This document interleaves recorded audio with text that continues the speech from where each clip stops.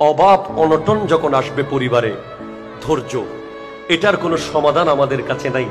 এটার একটাই সমাধান, সবর, সবর, সবর, সবর।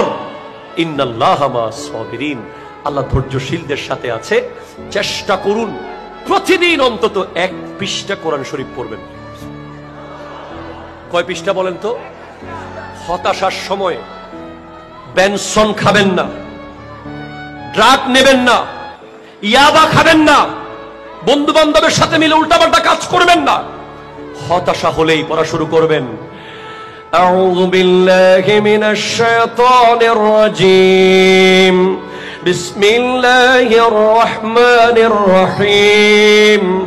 ওয়াদ-দুহা والليل إذا سجى ما ودعك ربك وما قلى وللآخرة خير لك من الأولى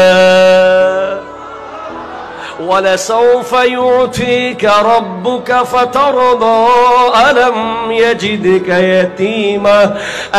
يجدك يتيما فآوى ووجدك ضالا فهدى ووجدك عائلا فأغنى فأما اليتيم فلا تقهر وأما السائل فلا تنهر وأما بنعمة ربك فحدث।